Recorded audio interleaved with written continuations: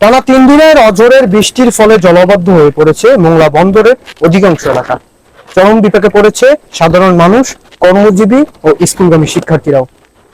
পানি জমে আছে রাস্তাঘাট, দোকানপাট, এমনকি বসতবাড়িও।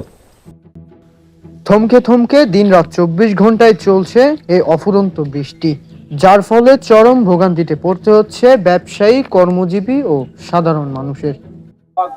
এই 3-4 দিন ভারী বর্ষণের ফলে আমাদের কেনা বেচা কমে গেছে, কাস্টমাররা আসতে পারতেছে না বাড়ি থেকে, এত ভারী বর্ষণে।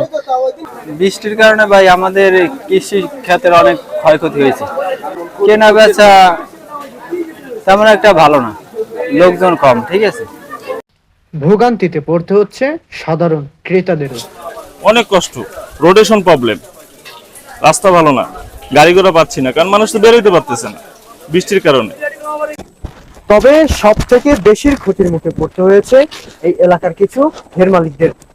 খাল খননের জন্য যে মাটি দিয়ে বাঁধ নির্মাণ করা হয়েছে, এই বাঁধের ফলে জমা পড়ে আছে বৃষ্টির এবং ঘেরের অতিরিক্ত পানি, যার ফলে জলাবদ্ধ হয়ে রয়েছে অধিকাংশ ঘের।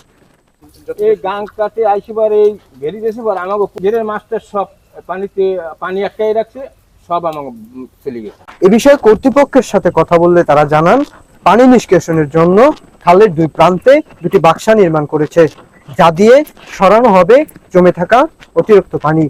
আমরা সোরাব মাতবার্গের বাড়ি বুড়বুড়িয়া থেকে শুরু করে সোরাব মাতবার্গের বাড়ির সামনে দিয়ে যে বাঁধ দিছি, ওই বাঁধও কাটে পানি সরানোর জন্য ব্যবস্থা নিছি আর প্লাস বৈদ্যমারি ক্যাম্পের সামনে যেটা, সেটাও আমরা কাটে 2 মাসের জন্য পানি সরবরাহর একটা সিস্টেম করতেছি আর কি, বাক্সা হইতে পার্মানেন্ট ভাবে একটা বাক্সা ফিট করতেছে যাতে আর পানি বদ্ধ না থাকে। জুয়েল খান, মোংলা।